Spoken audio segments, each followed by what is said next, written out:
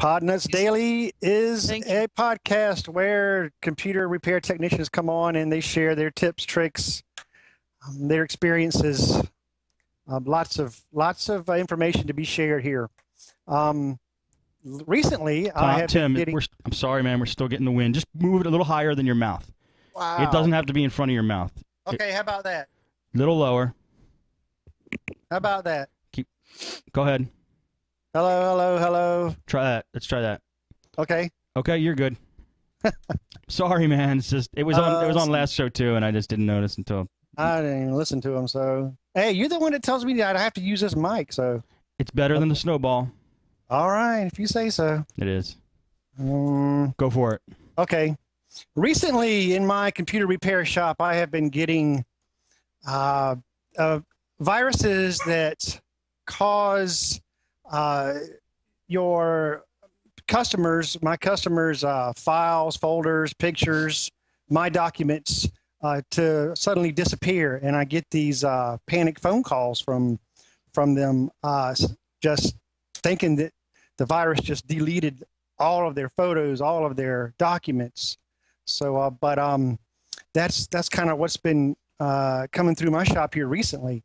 Now we have guests on our show, and today we have somebody who's no stranger to Podnutz Daily. It's Lisa Hendrickson from callthatgirl.biz. Hey, Lisa, how you doing? Great. How are you? Doing good. So you're up there in the Minneapolis area. Minneapolis. Right? Yeah. How's the weather up there? Rainy, crappy, stormy. Yeah, 3 days again. Love it. Yeah, exactly. It's better than what I'm getting down here, but 100-degree weather and nothing but dry heat. Yeah, I don't like that. I'd rather have cold and rainy. Yeah, I make it a habit of talking about the weather when I get my guest on first here. Well, everybody has different weather. It's always so interesting. It's a great topic. Yeah. There was a certain member who used to always talk about the weather, Simon Zarafa, who used to, I wish he still would, leave us some voicemails. He's the one that started the talk about the weather thing before the podcast, before he starts his messages. So I figured I'd carry that on. Keep it strong. Yeah. Well, hey, Lisa, just, you've been on a few times before, and, and I really don't mind, like, just reviewing what we've talked about before, even if we repeat some subjects, because I find it quite amazing with you. It baffles me how you have grown your business, because you hang your hat mostly on remote support. And I find that intriguing because I don't like doing remote support. Mm-hmm. I find it, I don't know. It's hard to find my niche in remote. I like hands-on. I like the computer to be in my shop, my hands-on stuff. So, the information that you bring to the table in regards to that is amazing, because you have really grown a lot, over the period of times that we've talked to you. And so if you could share some information that would help anybody out, or me out, or anybody who wants to get into the remote that you have, encountered since the last time we've talked to you or whatever. Sure. Please, feel free to let us know. And you have grown since we've talked to you last, right? Yeah, I just hired another guy today. It was kind of an unexpected hire, but my company has gone through a large growth spurt since November. And in November, as I've said before, I didn't have any employees, and I had an intern that was just starting off. And then, well, actually I had 2 interns, and both of them in December started working for me. And then in January, I pulled on a contractor. And then in I think April, we pulled on another tech. And wow. Yeah, and then so there'd be 4, and then I hired a guy today, so there's 5. And I'm probably soon going to be hiring an assistant, because I can't manage all this anymore. It's getting really hard for me. It's kind of one of those things where all these things I've been developing have been happening. And the key to, I think, my growth strategy has been the remote support. you know, there's only so many hours in a day that you can go to someone's house and drive and have someone come to the shop and fix. And we all know that bench work takes some time, so it's fine if you're running a bench shop and you've got 4 or 5 machines on the bench, and to dedicate time to remote support is hard because you are actually usually with that person the whole time. And I think that the key factor is like if you can get it into your marketing that you do computer cleanings and virus removals, that's a better step because you don't have to be on the call with the client so much. You get them started, they get off the phone. So that's maybe a better angle for people that aren't so chatty and want to sit and talk. And, like I am that way. So it works good for me. But I know that some technicians aren't so socially chatty. Yeah. So they might not like that. And that maybe is what scares some people off. But I know if you live in a remote area, like a small town, and you want to conquer 100-mile range around your town, remote support is a great marketing opportunity. Right. Because no one's going to drive 100 miles. With this extra help you've hired, is it due to being just swamped with remote work mostly? Well, no, because we're actually my tech in Minneapolis gets sent on the road probably every day now to a home, which is nice. And then he rarely brings them back to the shop, but let's just say he has to, then he works on them there. I booked him 3 today, so he was busy. And the new tech that's going to work with him is the bench tech, who is going to be doing our drop-offs that come into the store. And so the one guy I had before was being busy with on the road and doing bench work, and I think it was causing, you know what? I think it was causing the computers in the shop not to get repaired quick enough. I mean, because there was, he wasn't there all the time, so this extra guy is going to be helpful there.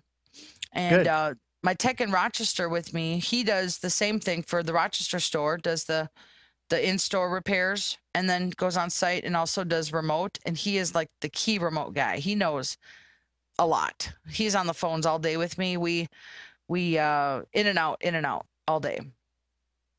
And then my third store, that one is our back end remote techs, and they do more research, and they do focus on one of the guys is a Macintosh tech, so he does all the Mac remote work and does the Mac virus removals now that we're seeing those, and he does iPhone work and anything to do with Apple products. And then our other guy is more specialized in what I would call OS research. So if someone calls in with a really bad problem, after 30 minutes as a team, we have to decide, this one needs to go on the research bench, and we schedule it for him. And we only charge $18 an hour for that one, for those remote or the research calls. And we don't give a promise of fixing it, but we give it best effort at the $18 an hour rate. And our normal rates are $90. Gotcha. So this way people aren't getting screwed over by, 4 hours at $90 an hour, and maybe we can't fix it. Some things aren't repairable without a reload, and they don't want to reload. So they're willing to just Band-Aid it. And sometimes they're like, okay, it's been 4 hours and there's no fix. I'll just accept that.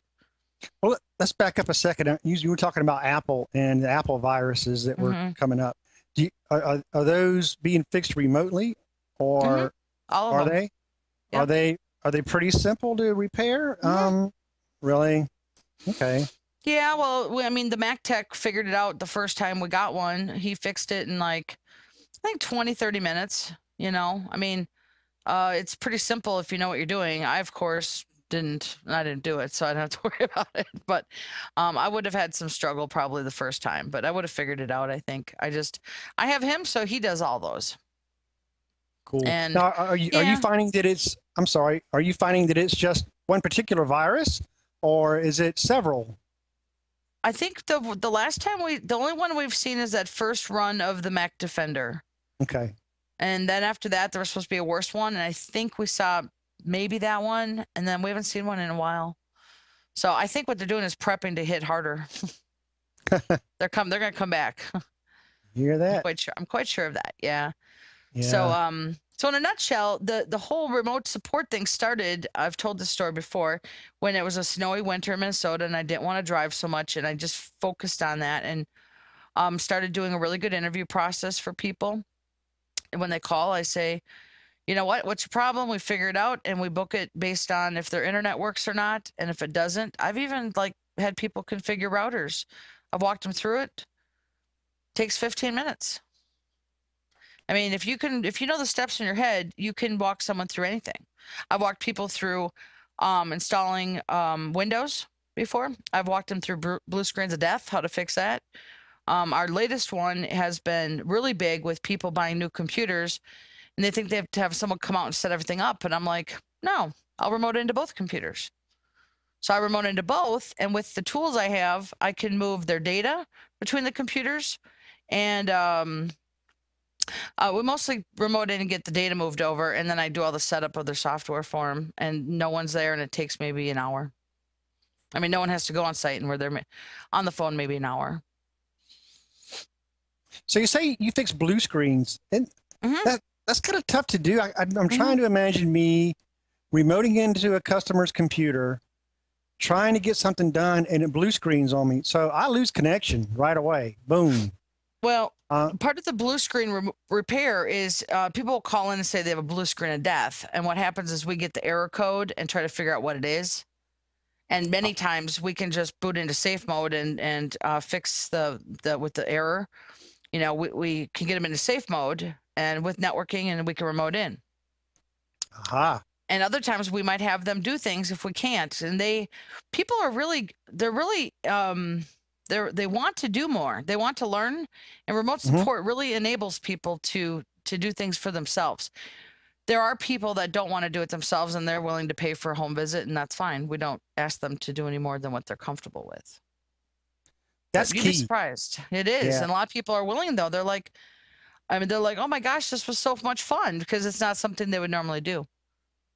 Well, you have to have the right tech talking to them too. You know, you don't want anybody talking to them like, they don't know what they're doing, or, so. And we know it.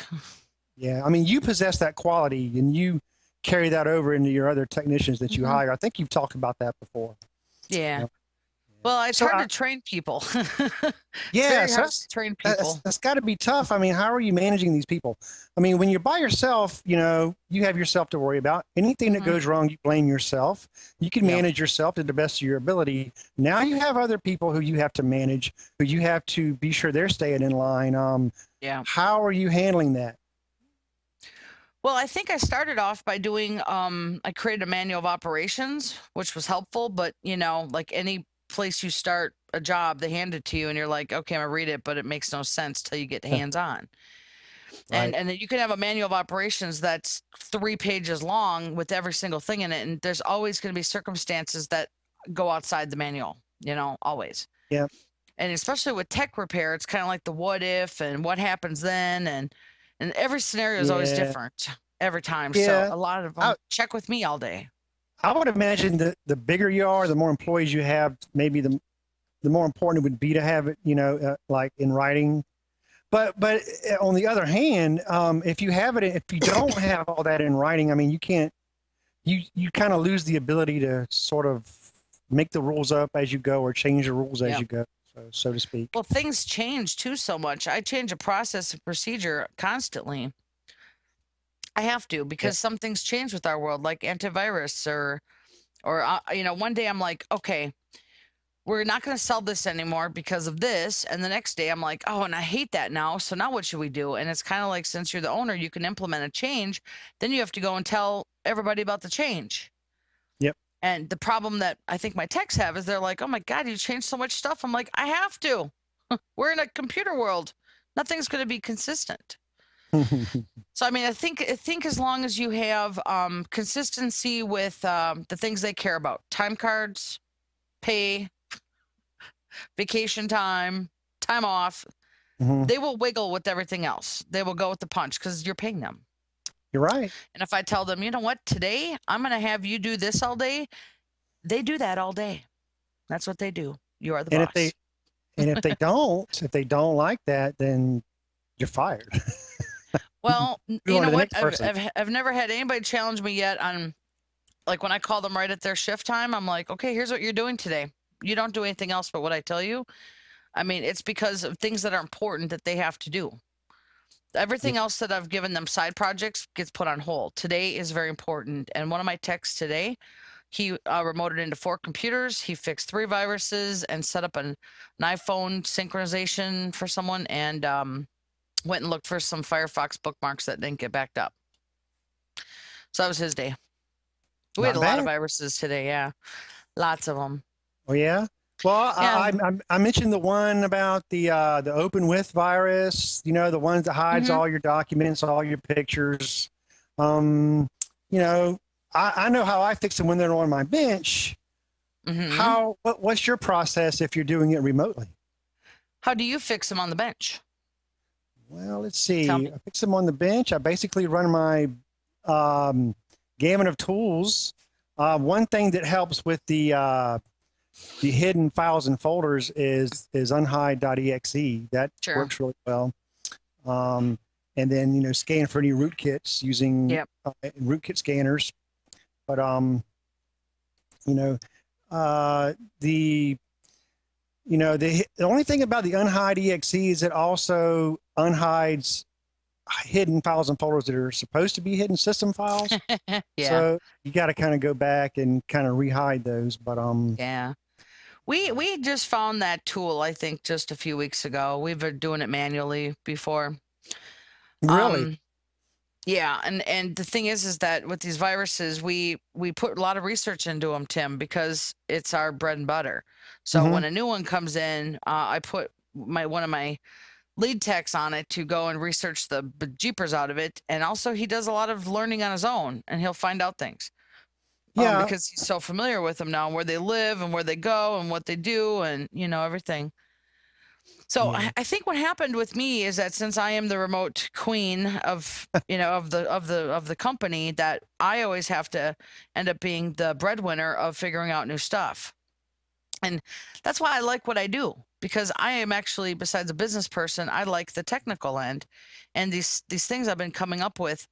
I'm sure a lot of your listeners know I wrote the remote support book, and oh yeah.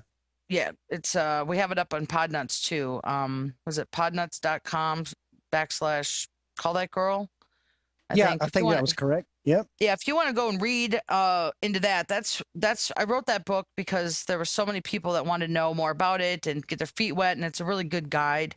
But since I've published that one, I found a ton more things that I need to add to it, because I've really gotten into more deeper parts of remote support, a little more technical maybe. So I think by the end of July, I should have the 2nd edition done. And anybody that purchased the 1st edition will get a copy of the 2nd one for free. Ooh. And it'll be marked in red, the updates, so you don't have to go look through the whole thing. I'm being smart. Awesome. More bang for the buck. I think it is. I mean, it's a hardy, expensive book. It's no different than taking a webinar for 2 hours. You know, if you're going to take a webinar on it, and, you know, you'd pay $100 and some bucks for that. So the book is actually, you can print it and write notes and you know, work off it a little bit. But the 2nd edition is going to have more of the tips and tricks, the more technical, advanced work I've been doing. And I really have enjoyed just what I've been diving into. And now back to your question with the open with. Some of the challenges that we were having was that when people call in and they're like, yeah, every time I try to click Internet Explorer, it says open with. And then you can choose Internet Explorer, but it won't open. So then you're kind of stuck in that, right? Oh, sorry. And then then if you try Firefox, that doesn't work either. So really, from a normal computer, you know, nothing will open, so you can't get remoted in. Period. Okay. I don't know registries enough to go and walk them through fixing that. So then I would try them. I have them try safe mode with networking, and sometimes that failed. So then I was like, okay, now I'm stuck. Now I have to go to their house, or I have to have them bring it in, right? That's Something tells me that's not right. Yep. What's the trick? Well, that's what was happening. I was sending my tech out because I'd spent 15 minutes with this person, and we're kind of like, okay, we give up. And then I was like, you know what? I know that there's a way to get to their internet outside of the browser. And I just I couldn't figure it out. So I spent many hours one evening just brainstorming and coming up with ideas. And I worked with one of my interns who was online one night, and we were chatting it out. And I had my idea in place. I just didn't know how to get it there.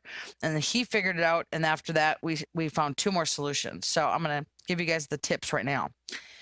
What you want to do is Timster, one of the, let me grab my software file here. One of the tools that I think is common for repair techs to use is the, oh, one sec, turn that off, is the WinXP_exe_fix for the registry. Right. It's just a common registry fix. So Yep. what I did was, this is my first idea, was put a copy of that in my FTP folder for my website. Yep. And that was, it's pretty unsecure to be doing that, to be giving people access to your FTP folder.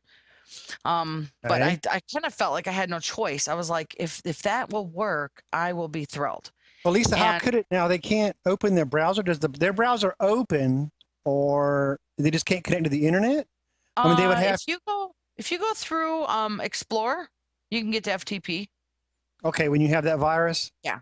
Yeah. Okay. Explorer opens up, and plus, the first way I was trying to do it was through the command prompt.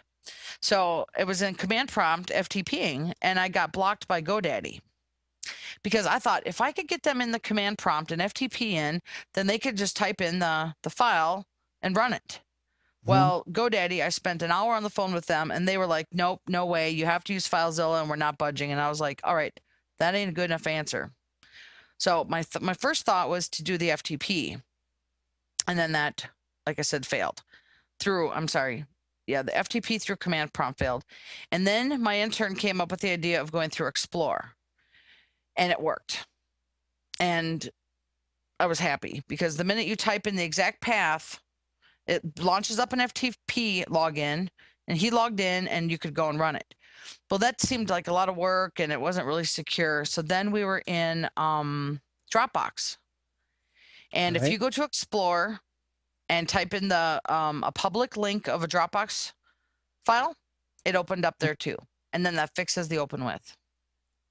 Ah. So you want to put it in Dropbox, and then you put it in a public folder, and then you right click on it and say copy public link, and then you go down to Explore and have them type it in, and it pops right up and says, do you want to run or save the file? And it works. Very nice. Oh, that took me hours. But I was determined. I was like, that open with virus ain't going to get me. I'm going to get it back. And I won. And that's in the book, the full instruction set. I mean, that's just one of the things that I've been coming up with. Very good tip. Yeah. Good job. Then we also talk about file sharing with Dropbox and working with lots of other tools and maybe I think some more virus removal instructions. Right. Yeah, that'll probably be in there. I'm just starting it right now, so I've got a lot. It's kind of like rewriting it all. I'm sure you've already said this too, Lisa. What software do you use to do your remote support? LogMe and Rescue. Okay. I pay for 3 seats right now, and they're used every single day. So it's kind of expensive, but it's such a wonderful tool with the team. I mean, it really is. It's worth the money because it's a very important piece of my business. Cool. So we have, I have my own dedicated, my tech in the back has his own dedicated, and then the other techs share it based on their shift. Okay. Yeah. Well, I mean, while we're on that subject, if you love LogMeIn and how it works, which I've never used Makogo, and I'm having the guys from Makogo coming on Podnutz Daily next week. So fun. That'd be kind of interesting to see I'll what make they sure have to say. listen to that. Yeah. Yeah. Well, I've only tried TeamViewer, and I tried Web. What was it called? GoToMeeting, or I don't know. Web. Oh, you tried GoToMeeting, huh? WebEx. Oh, WebEx. WebEx was horrible. It was horrible. It's not good for desktop sharing and remote work like we need to be as techs. Right. I think the value that I love about LogMe and Rescue is that I can file share. I can flip computers from one tech to another. We can monitor each other. You know, we can all do training on it. My team uses a series of Dropbox, We use GChat. We use Log Me and Rescue. And I think that's it for right now to help each other as a team. We all are connected on GChat. We all share the Dropbox, and we all use Log Me and Rescue. That's nice. It's wonderful. It's a nice team building stuff. Yeah. Okay, I have to ask, what is the most difficult, or I guess you could say frustrating thing to do in remote support for a customer? What have you found that to be? Training. What, training? Training. Well, I like training, but it's hard because you really got to be very patient, and you have to be very at their level. And many times you have to repeat yourself 10 times, even if you ask them to take notes. I got you where you're coming from now. Yeah, I can imagine. Yeah. Yeah. We enjoy at Call That Girl. I mean, we enjoy the training, but we're not a training company. But sometimes people, like today, I had how to use someone's camera. They were doing their pictures wrong, so I remoted in, and we spent 40 minutes on the camera, taking instructions one by one. It was a lovely 40 minutes. She was a great client. It's just, we like getting in there and fixing, and that's what. Yeah. I can imagine that frustration, because I get a customer, I'll give you an example, came into my shop and he says, my letters are randomly going to caps. I mean, I could type and some are big, some are small, and I don't understand why. So, I start the computer up here. It was a laptop, and I open up a Word document and I start typing, and everything appears to be just fine. He goes, well, let me try. And he takes it and he sits down in a chair here in my shop, and he starts typing, and I'm watching him. And sure enough, some letters go to caps, some letters aren't. And Lisa, his pinky kept hitting the shift key while he was typing. Yeah. And so, I pointed that out to him. Oh, wow. Yeah, okay. I guess it is me. Yeah. And so he comes back into my shop 2 weeks later, and his screen on his laptop is flipped upside down or sideways.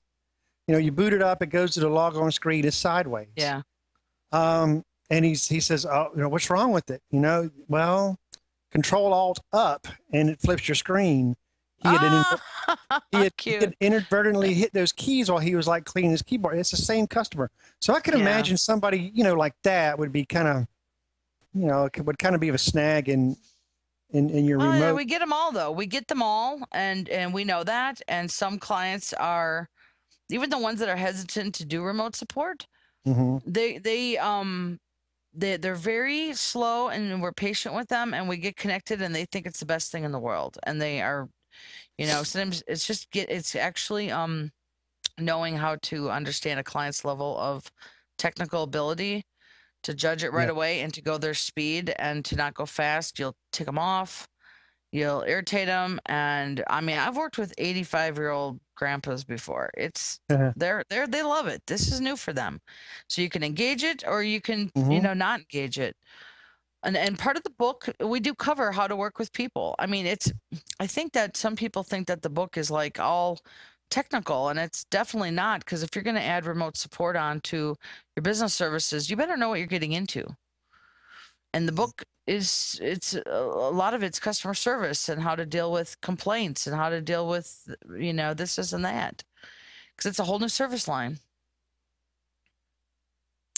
Nice. Are you ready for it, Tim? Okay, I'm ready for it. Are you ready for the remote book and start doing them? Yeah, I really do need to brush up on it, Lisa, because I need to know how to approach it, honestly. I've done some remote support, and it's done okay. I don't really like it, but it would be a lot better. And I will admit, a lot of the customers that I've gotten, I probably could have done remotely. So, you should. Yeah, so you can and I've borrow got one of my seats and test it. Yeah. Well, I'll tell you that. I mean, it's $100 a month for Log Me and Rescue's first seat. But I mean, and you got to make your money back with one call on that, so that's a win. But But I mean, there's no problem with testing at first. I don't know if Log Me and Rescue has a trial version or not. I'm not sure. But I bet if you emailed them and said you want to test it, they probably would let you. I think I did test it though. I'm pretty sure I had a 30-day trial actually. Yeah, because I remember at the end of the month I went and bought it. Anyway, I've goofed around with the Log Me In free. I mean, it's pretty good. It's pretty darn good. Yeah, but you know what though? That's the Log Me In free that you have to have someone install on their computer, and then you have it on yours. Mm-hmm. It's great if you are going to be doing it on occasion. I would not recommend it for someone that's like, okay, I'm doing great in my shop. I got a tech working for me, and I'd rather get more busy with remote stuff to keep them here so I can go on the road. I mean, that's really why you'd want to do it. If you have a really small shop, and what was I saying? I forgot. That's okay. Well, hey, I heard you. No problem. Well, I knew what I was going with, but okay. Well, if it pops back up, let us know. Hey, we were talking earlier. I heard you mention something that kind of reminded me of a program called Com100, where you can track who's on your website, their IP address, where they're from. Yeah. And can you elaborate a little more on that?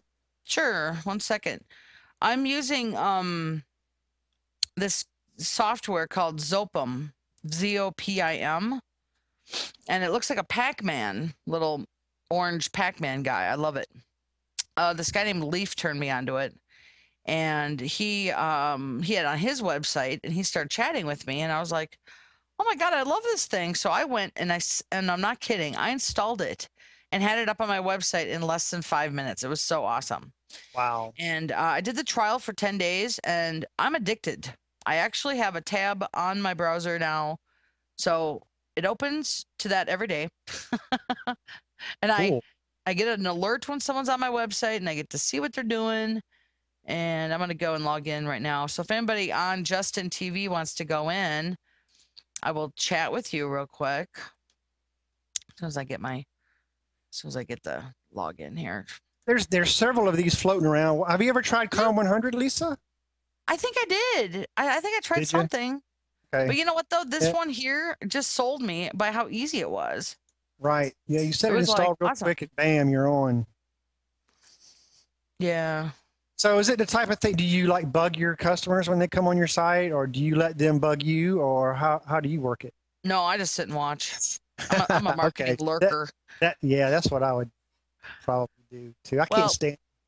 To me, the sites, if you go to a site, I'm trying to shop or look at something, and something pops up in my face and says, hey, let's talk. It's like, go away. No, I would never do that to anybody. It creeps me out. But I use it for tracking because when I'm on so many remote calls that I got time to kill during reboots and junkity junk, and that I just watch this thing. It's kind of like my stock ticker. I like it. I'm like, yeah, let's see what's going on. Okay, well, this visitor here that's currently on is from Chattanooga. Right.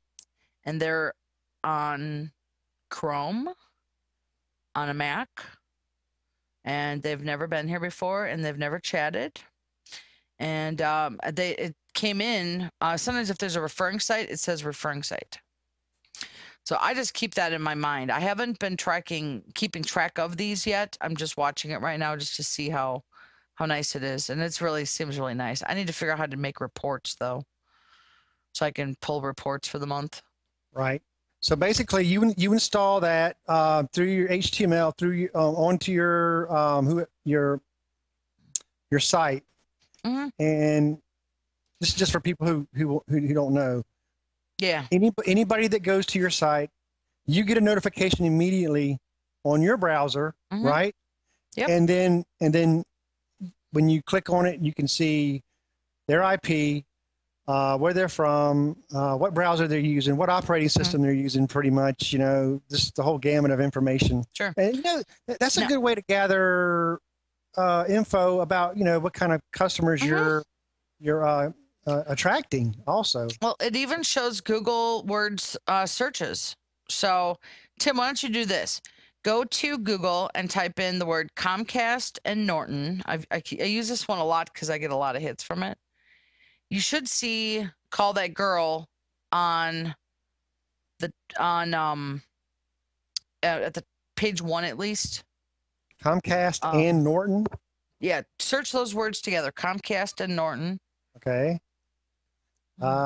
Security suite, Call That Girl. No, I don't see.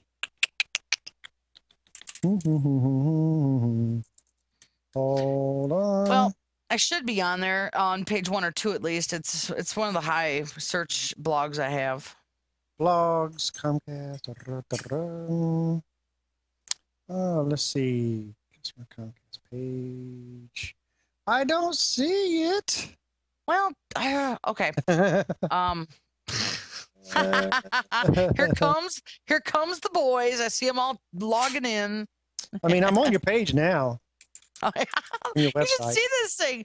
I should put this on the camera to show you guys. It's pretty funny. There's now 6 people on my website. Nope, make that 7. That's so awesome, man. They got a program that can do that, you know? Well, it is cool because, well, see, I told everybody to go to Comcast Norton, and I'm seeing people now Google it, and they're getting to my site, so I can tell everybody. Right now, we got a guy from Chattanooga. We got Nottingham. We've got Arcanum, United States. We've got Wait, Plymouth. I found it. You were on page 2. 2? That sucks. Okay, I've got Brandon again. We've got Plymouth, Pittsburgh, Rivesville. Yeah. Oh my God, there's 9 people here now. This is insane, you guys. That's the most I've ever seen. 1, 2, 3, 4, 5, 6, 7. So anyway, when you guys come in, I can see what chat words you used, search words, and it's pretty cool. So Zopim. I know it works. Zopim. Yep. I do have an affiliate link, but I don't want to push that right now till I've tested it long enough. I don't affiliate things I don't know that well. Okay. Okay, we just got 3 more visitors. You guys are insane. While you're looking at your visitors, let me take a little moment here.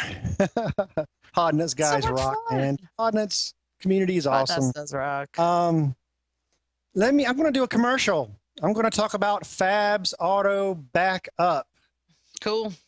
In case you guys haven't heard, Fabs Auto Backup 4 for technicians was recently released and has breakthrough improvements over the already amazing Fabs Auto Backup.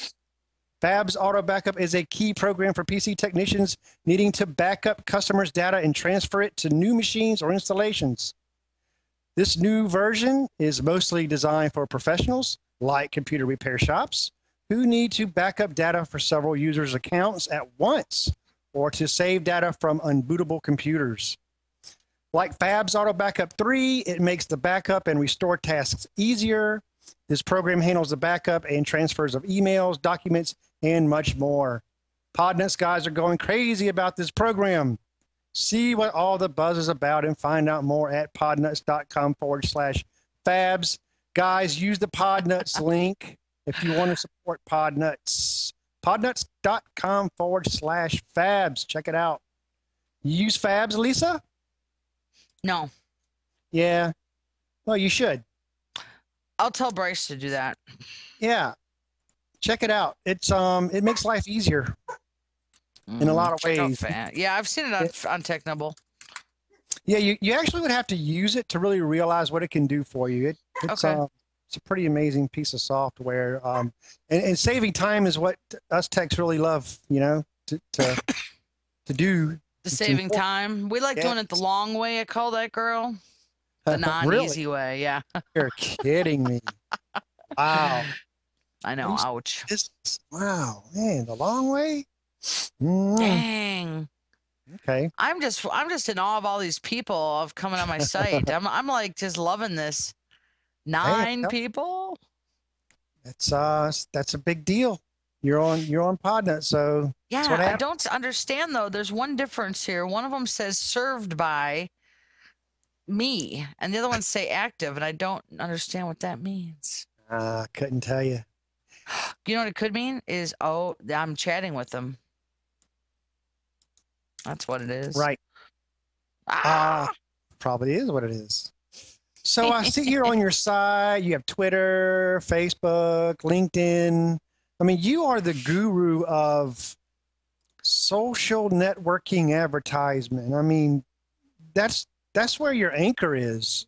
Mm-hmm. Can you touch a little bit on that? I know you've talked about it before, but it's really intriguing how you've kind of built this web of, and you know, how you've grown in the social community.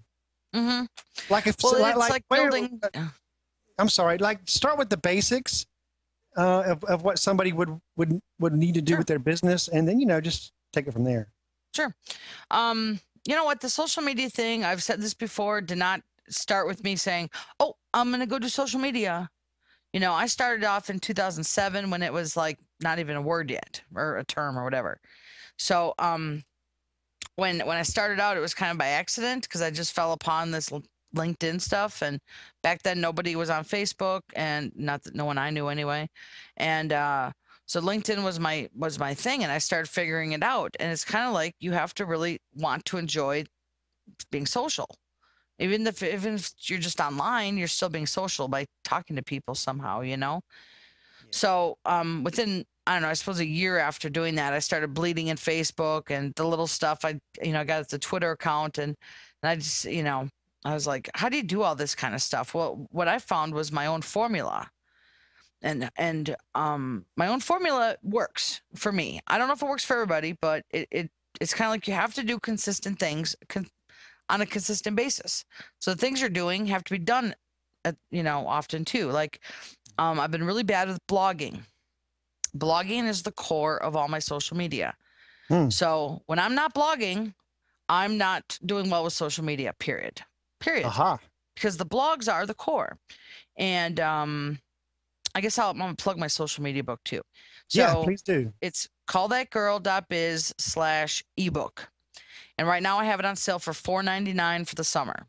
It's usually $19.99, but I put it out for the summer marketing special. And basically it's a how-to guide. So let's say you read it and you're like, you know what? I don't like this section. You can say phooey, skip it. You don't have to do it. It's built in a workshop, like a workbook style. So you can, if you print it, you got spaces to take notes and circle things like, I don't like this chapter, this sucks, or, whatever. But basically it covers the big 7, LinkedIn, Twitter, Facebook, YouTube, blogging, websites, and WordPress.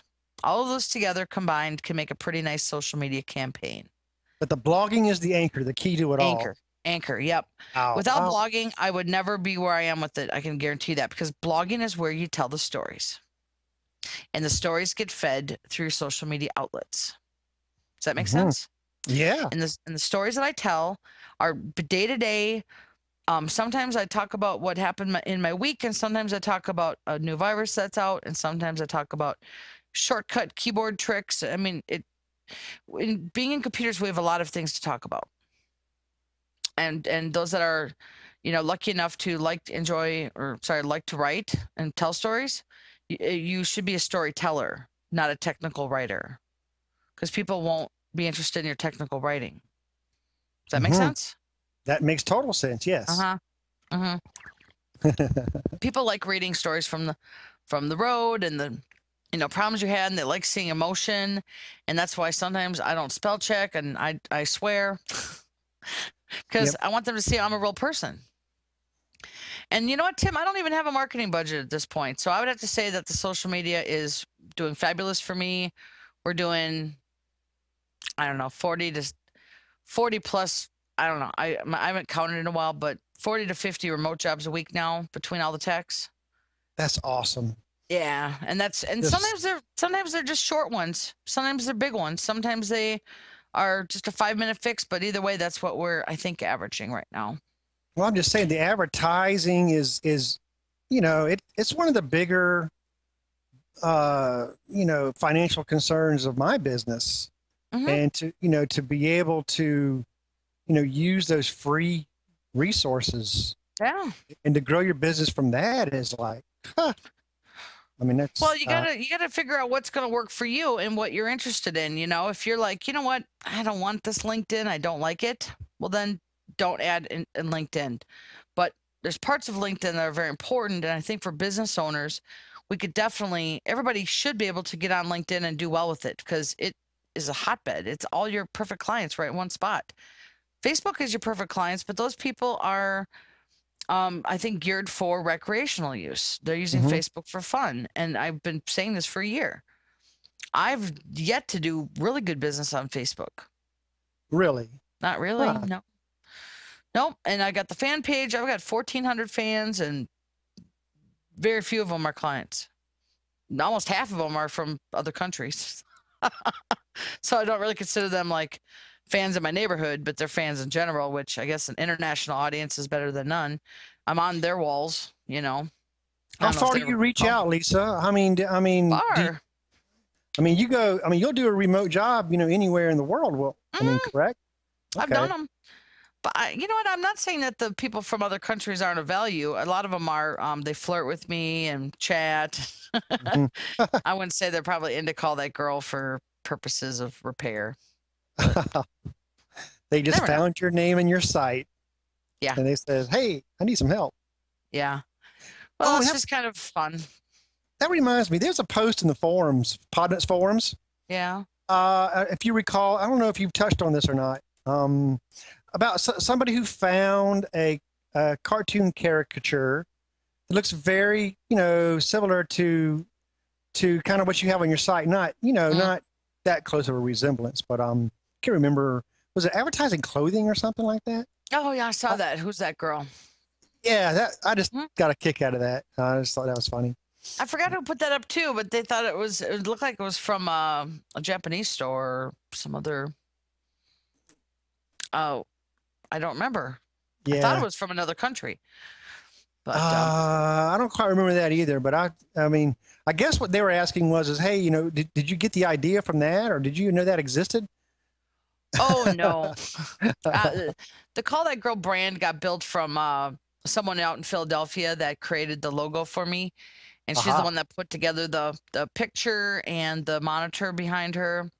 Call That Girl's gone through a few facelifts. She's in her fourth one right now since 2003. Really? Well, not the face, just the background. Okay. Yeah, we're rebranding a little bit with I just picked up a very large contract, and actually and we could talk about this on another show, is how to land really awesome accounts that where people need you, like how am I gonna say it? Oh, You talk. You I'll talk I'll about keep it for the next show. like And like I retainers. just kind of, well, actually they're more like accounts. I just landed 21 stores with Okay. one of my, Wow. yeah, it Oh, is sweet. Okay. yeah. Definitely. I That's great to know on the next show. Well, it's 21 stores that need my services, and we started with 4, and we just landed 8 more. So Uh-huh. we have the final whatever 9 left Mhm. that will come after we conquer the next 8. We got to take them in parts. Awesome. Well, Yeah, keep it's a keep big us one. in suspense. In the next I show, you can update will. I will. I shouldn't have even brought it up because we've been doing this us. since January, and it's a big contract. Oh, It's going to bring on 8 more employees for me by fall. wow. I know. You are Yeah. growing. I know. I'm kind of scared. It's getting really fast. It's Yeah. growing. It's one of those things that these are the times that these are the times that I've been looking forward to and I've been wanting for years, and now it's here. And it just Mm-hmm. dawned on me that if I don't sit and listen or sit and try to see what's happening, I'm gonna Mm-hmm. miss these days. Like I'm not gonna recognize it because it went so fast. So I've been Right. trying to think that the past 6 months have been this what I've really wanted, and all the stress I had was worth it. And now the next 6, if I can balance the stress out, I've made And it now, through. and now it's here, and you're like, Yeah, I don't want to. I don't oh, want to. I want to remember these days. You know, these are the times I've been waiting for, sure. like to get there. No, I think you'll be fine. I mean, that's what good businesses do. They grow. I know. Well, I want to. I was like, I just wasn't expecting to have 5 people on in 5 months, Right. and have to get to that level, because now I had to bring on that guy today because I'm going to go through a surge this summer. And another contract that I did work on and get was the tenants. I think I talked about this with Steve before. Was kind of called affiliate marketing, where you work on you pay commission for clients. Aha. Yeah, and one of those turned out to be a really, really, really big deal. And that's my other big project I'm working on that I had a staff for. That one's not the 21 store deal. This is just a local 5 like tenant building thing. It's easy to get those. It's very easy. You just got to know how to pitch it and market it and maybe offer remote support. Because to service a lot of people, you got to have the fast, quick turnaround. Well, you also have to have somewhat of a track record too, and that is something you also have. So Yeah. yeah, Yeah, you got to build up that reputation a little bit. I don't want employees. I just don't. But there's going to be a day. I mean, no, I mean I'm growing. I can tell. I mean I'm gaining customers every day. I mean, seems like every month's better than the last month, and I'm still, I don't know, I'm still very young in my business. So yeah, how long have you been around? Well, I've been like slamming full time with it for a year and a half. But I've had my business license for 3 years now. But I had a full-time job, before that, so I was kind of doing it on the side. But so hey, you know what, Tim? Here's a thought that I've had is, you know what? If I decide to just get back down to where I was back, let's say maybe last fall, where it was just me. I pushed really hard in November and December to get a lot of things going. And if I had not wanted that dream for me, I wouldn't have done that. Right. And now I've got a lot on my plate, and a lot of nights I'm very stressed out. And it's not the life that everybody wants. I know. It's definitely not a life that a guy with a family and kids that wants to spend at home with their kids should have. But you want your business to grow and be successful. So you got to give and take with that a little bit. Yeah, but the guys on Technable, I read all the time that they say they're done at 5 and that's it. And I'm like, oh my God, I've got 80 emails to answer tonight. Yeah, and projects to do. And yep, owning a business is a 24-hour affair, 7 days a week. I know, but it's a lifestyle change that I've been used to for a while, and it's getting worse. Oh, there's Frank's. The dog is here. The bottom line is you're in full control. Yeah. So, I like that. if you want to cut back, then you can do that too. So, Well, at this point, I'm like, why cut back? I might as well just keep on. Right. That's what I'm saying. Let's make a big mess. I'm like, what can I hurt now? As long as I take care of everybody, everybody's happy. I'm a pretty good boss. Yep. Keep a level head and roll with there's a lot of growth for us. There's a lot of growth for everybody. If you decide what you want, I mean, if you are the Timster that's like, I just want to do this, then there. Well, no, it's not that I don't want to grow. I mean, I do, but I know there will come a day then there's going to be just more than I can handle, and I'm going to need some help. Yeah, and that's when you should get interns. Yeah, interns, right. And we've talked about that before. Exactly, yeah. Interns is a great way to grow just slight at little times. That's what I did. Yeah. You'd be surprised how much you can give an intern that isn't producing you exact, within the guidelines of the federal government. You can give an intern a lot of work that they're going to learn from. I get 2 or 3 calling me a year, wanting to know if I need an intern. Why don't you say, just have a guy just hang out with you. Yeah. They're not going to steal all your ideas and go run away. Most of them don't even know how to run a business. Yeah, that's crossed my mind. They don't. Oh, no. Yeah, my last intern, he was there for about 5 weeks, and then all of a sudden he got a job with one of my competitors. And I said, well, I kind of have an issue with that. But I think they're going to have more. Well, I wasn't really upset as more as I was concerned that his new employer. Well, I wasn't okay. Let's put it this way: I wasn't upset. I was more concerned. I didn't know he was already looking for full-time jobs, but I guess all the kids are when they're getting towards, when they want one. Right. And it fell into his lap, and he was like, "But I could do both." And I said, "No, you really can't. I mean, even though I think you could, but I think your new company's not going to like that." And then he checked, and they said, "No, we're not going to like that." So he was with us for about 6 weeks, and he got his feet wet, and he helped me with a couple cool projects. And those are things interns can learn for, on their own. Right. But, yeah, I guess you need to get over the fact that employees or even employees you hire, they're not. I'm always scared they're going to learn from me, then they're going to run off and be my competitor. And then they're going to be the Tomster. The Tomster, I like that. Then they're going to become the Tomster in town. Yeah. I always say, then they're going to be called that Tom. Yeah, but I mean that just doesn't happen. I mean, and even if it does, if they try, I mean, if you've got a good business model and a good track record and you do good work, I mean, he's not going to be able to hold a candle. You know what? That's the one thing I've heard a lot of other people say is that they're like, well, I'm afraid that they're going to take my ideas and go start their own thing. I'm like, good luck.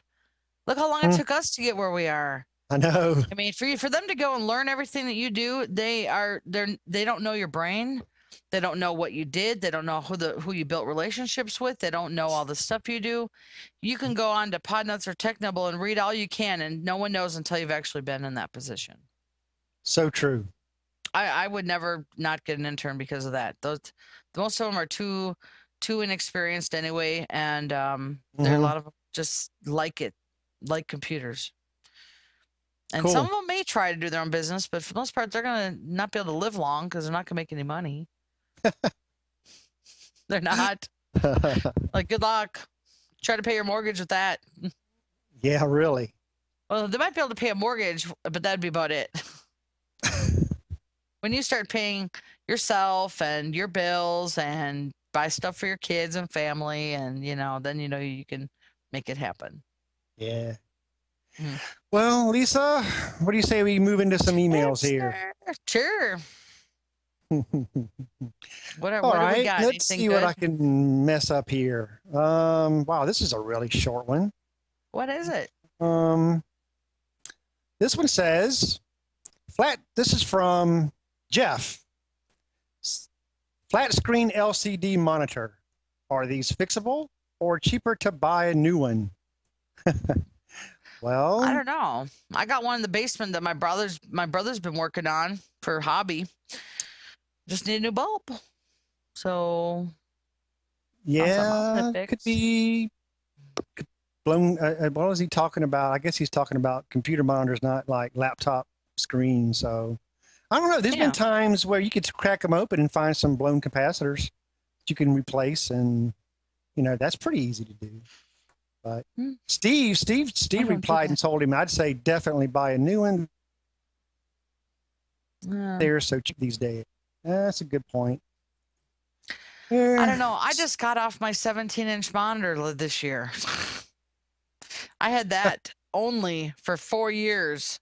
Your old trusty 17-inch monitor. Yeah. Kicked it to the curb. I grew to a 19-inch at home, and at work I have got two 19-inches because that's where the command center is. In my shop, I'm working off of one 17-inch monitor with a 8-port KVM switch. So I don't like KVM switches. I like each computer to have its own keyboard, mouse, and network connection. And monitor? Yeah. I come from the area. I like everything to be its own thing. Yeah, I'll probably be moving to that, I think. This is my second KVM, and there are some gripes I have about it. This my next tech email, in the city's wanted one. He got one. Oh, yeah? I gave him one, yeah. It's lovely to buy supplies for not even yourself. Yeah, you're right. The guys are like, we need this. I'm like, how much is it? It's only $50. I'm like, what do you need it for? I won't even let one office get a printer. I'm like, what do you need to print? They're like, stuff you email us. I go, all right. Right. If I'm making them read it, they want to print it and hang it up, then they can. Okay, next here's email. one. That's okay. Hey, is it Elaine? Is this from Elaine? Okay. Okay, let's see if I can read this properly. Hi, is it a wise move to resolder CMOS battery holders on laptop motherboards? If so, are they all the same size, or is there an easy fix that you know of for the repair? Thanks.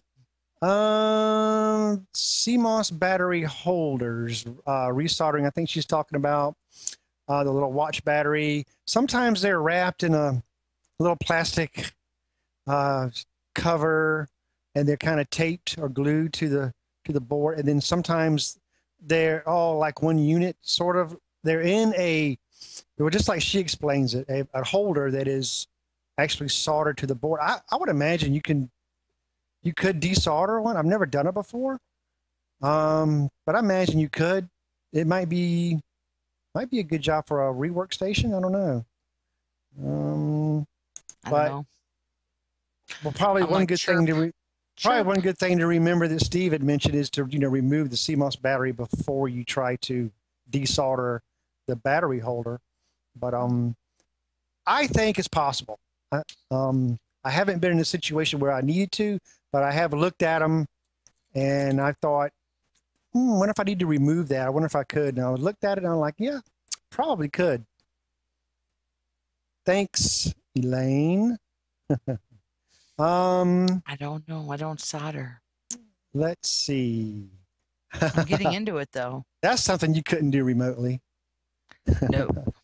And I'm not training anybody how to do that. No.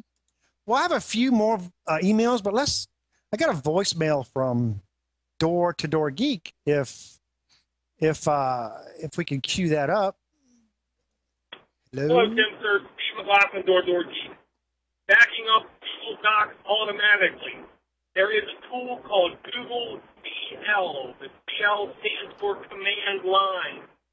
99% sure you can run it in Windows, but I know I can run it in some Linux over here. Because of that, it's very easy to script and automate backup of all documents, all spreadsheets, all files uploaded to Google Docs. The nice thing I like about the command line tool is you can actually back up your email, your calendar, basically a lot of Google-centric stuff. Also, on the document backup, you can pick in the command line command what format you want to download it as. Whether it's Word document, Excel spreadsheet, PDF, rich document format, there's a whole bunch of options.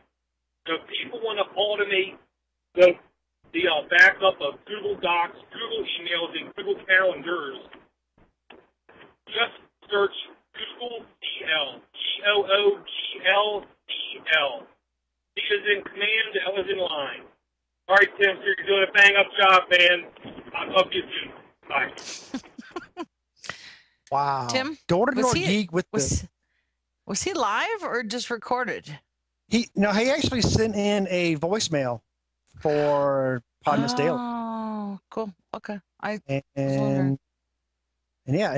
But anybody can send in a voicemail to Podnutz Daily, and I don't have that number in front of me. But anyway, Door, thank you very much for that information. I'm looking at Google CL now. I love Google Docs, and for them to add this functionality to it, just they keep adding cool stuff to Google Docs.